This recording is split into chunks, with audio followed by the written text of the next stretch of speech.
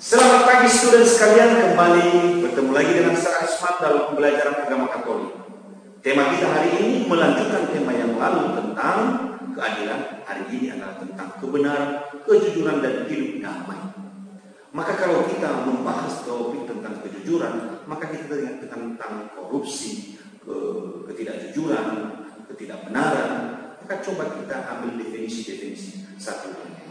Korupsi adalah perilaku tidak jujur. Ya, seseorang karena mencuri uang negara, mencuri uang rakyat demi kepentingan apa? Kepentingan pribadi, demi kepentingan keluarga dan kelompok.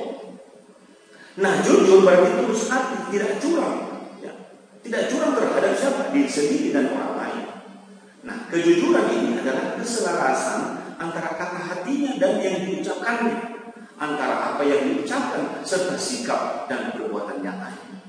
Sebagai orang Kristiani, tentu saja kita harus berpatokan pada ajaran Yesus. Kita harus bersikap benar, kita harus jujur, dan kita harus adil.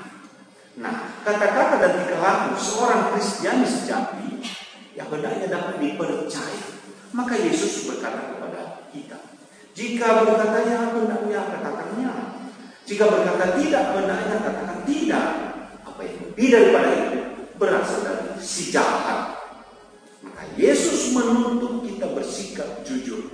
Itu Matius 5-37. Ya, ayat 37. Terhadap orang yang munafik seperti kaum Farisi, Yesus bersikap dengan tegas. Ya, Matius 23 ayat 1-34. Nah, anak-anakku sekalian, mari kita berproses dalam pembelajaran ini supaya sikap-sikap jujur, sikap-sikap benar, tidak munafik, menjadi menara hati dan menjadi bagian dari karakter kita dalam kehidupan sehari-hari. Untuk itu, mari kita awali pembelajaran ini dengan doa pembukaan.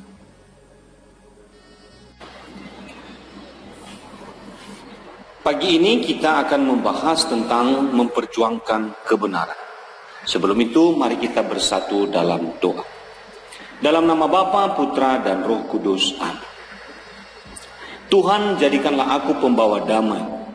Bila terjadi kebencian, jadikanlah aku pembawa cinta kasih. Bila terjadi penghinaan, jadikanlah aku pembawa pengampunan. Bila terjadi perselisihan, jadikanlah aku pembawa kerukunan. Bila terjadi kesesatan, jadikanlah aku pembawa kebenaran.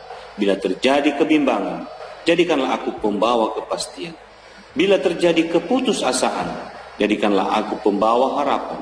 Bila terjadi kegelapan, jadikanlah aku pembawa terang. Bila terjadi kesedihan, jadikanlah aku pembawa sukacita. Ya Tuhan Allah, ajarkanlah aku untuk lebih suka menghibur daripada dihibur, mengerti daripada dimengerti, mengasihi daripada dikasihi. Sebab dengan memberi kita menerima, dengan mengampuni kita diampuni, dan dengan mati suci kita dilahirkan ke dalam hidup kekal. Amin. Dalam nama Bapa dan Putra dan Roh Kudus. Amin. Nah, kita masuk ke dalam topik yang sebenarnya lanjutan dari memperjuangkan keadilan. Kita lihat sekarang tentang kebenaran. Maka untuk mengerti kebenaran, kita harus lihat dulu bentuk-bentuk kebohongan. Ada beberapa yang bisa kita sajikan sebagai bentuk-bentuk kebohongan. Ya, pertama itu adalah berdusta dan saksi dusta, ya. Nah, yang kedua rekayasa, dan yang ketiga asal bapak senang, dan yang keempat fitnah dan umpatan, ya. Nah, ini semua adalah bentuk-bentuk kebohongan yang bisa kita temukan dalam kehidupan masyarakat. Nah, kalau berdusta berarti mengatakan apa yang tidak benar. Dengan maksud untuk menyesatkan. Nah, kalau rekayasa berarti ini manipulasi. Dia menyiasati atau membawa orang lain kepada suatu tujuan yang menguntungkan dirinya sendiri sehingga dia rekayasa sesuatu. Kalau asal bapak senang ini, ABS ini, ini kata-kata dan sikap manis yang dilakukan hanya untuk menyenangkan atasan. Nah, jadi yang berikutnya adalah fitnah dan umpatan. Berarti apa? tindakan yang sangat jahat, karena yang difitnah itu tidak hadir sehingga tidak bisa membela diri.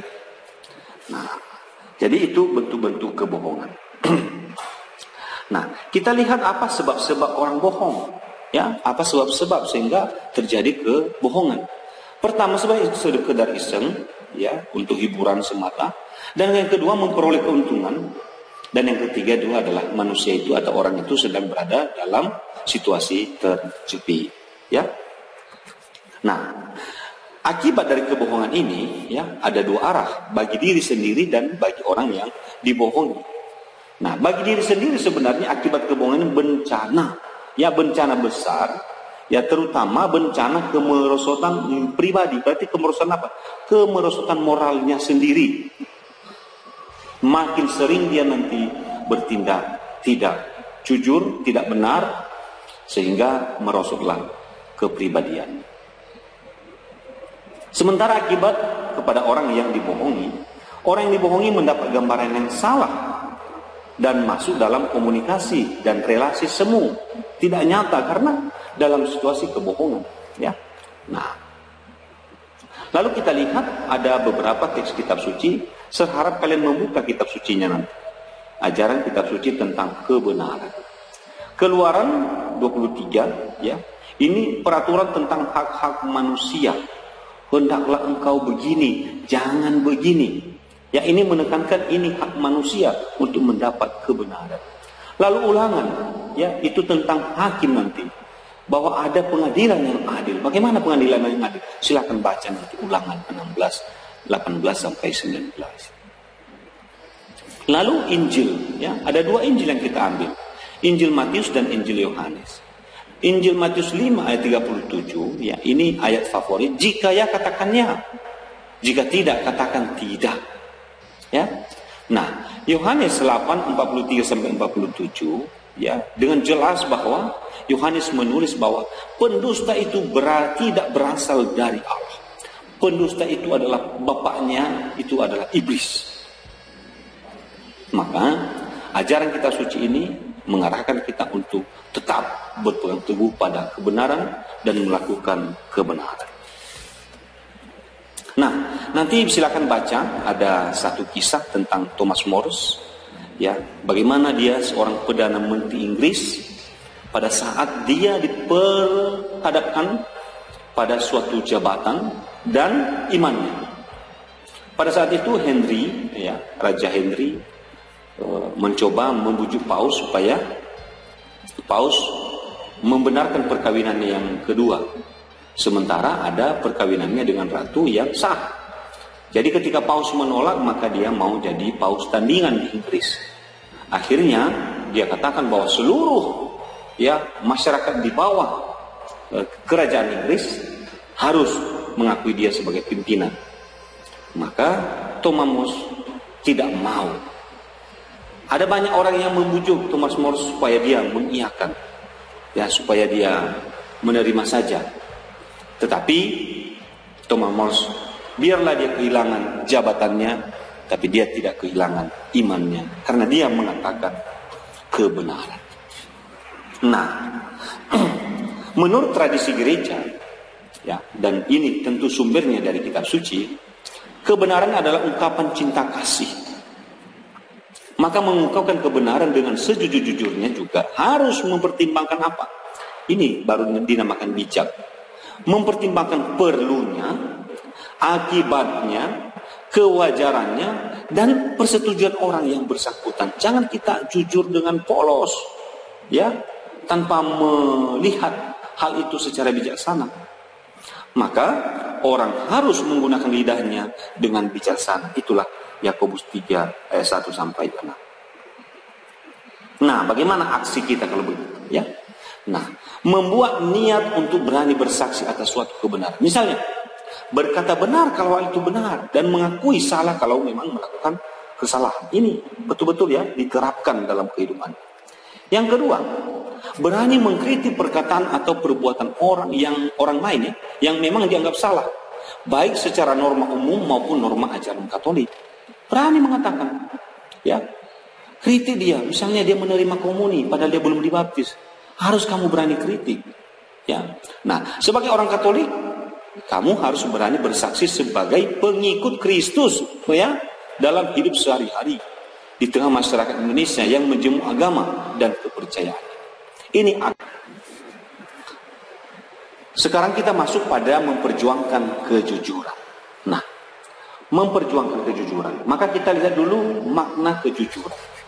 Makna kejujuran, mengapa orang harus memperjuangkan kejujuran? Karena memang kejujuran adalah modal untuk perkembangan pribadi dan kemajuan kelompok. Modal ini, bila tidak ada kejujuran, maka Anda tidak bisa berbuat apa-apa tentang kebaikan. Nah, kejujuran juga menimbulkan kepercayaan yang menjadi landasan pergaulan.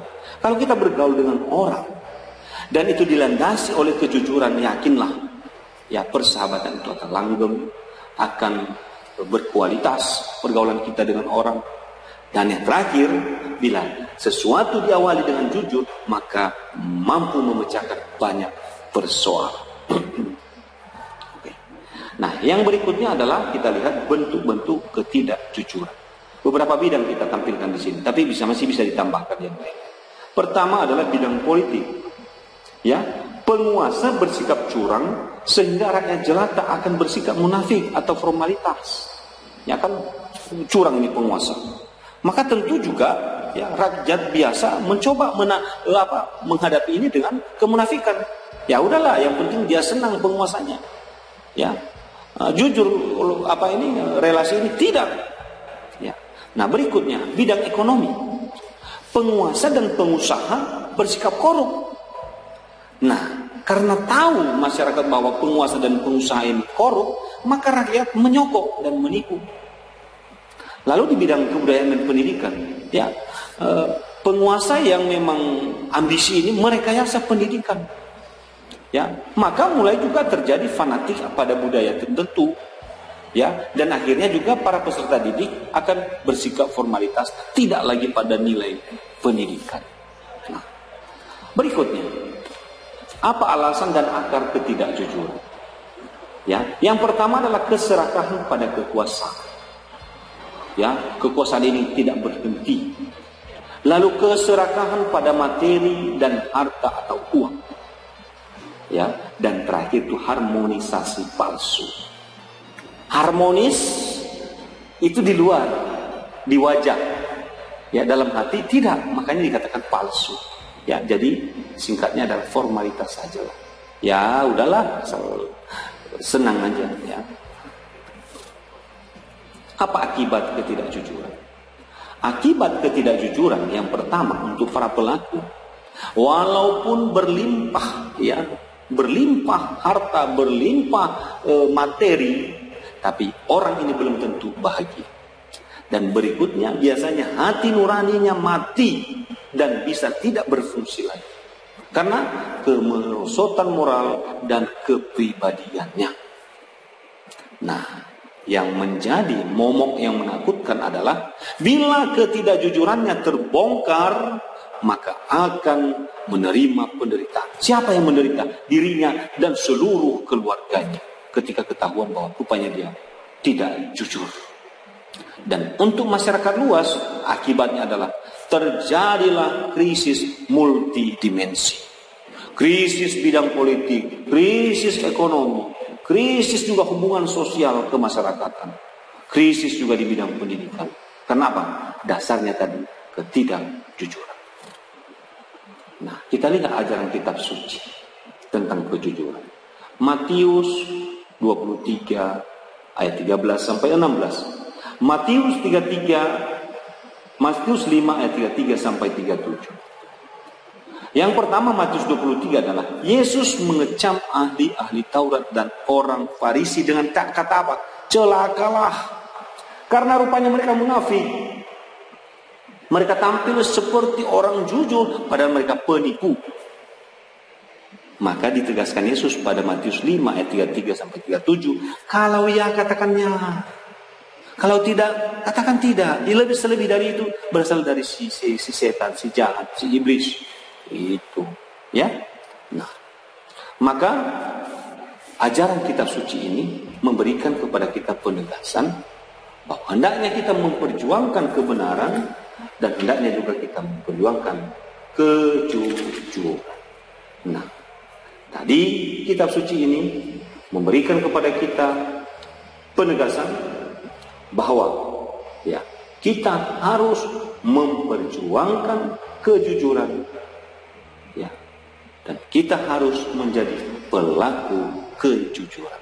Dengan demikian, mari kita biasakan mulai dari hal-hal yang biasa, sekitar rumah kita, sekolah kita, dan apalagi dalam masyarakat luas. Di rumah, jangan biasakan berbohong kepada orang tua. Di sekolah, jangan biasakan Anda mendapat nilai dengan menyontek. Dan di masyarakat, jangan ikuti tren masyarakat kalau memang masyarakat sudah terbiasa tidak jujur. Maka untuk itu dalam menutup pembelajaran ini, silahkan nanti ambil kesempatan untuk sedikit hening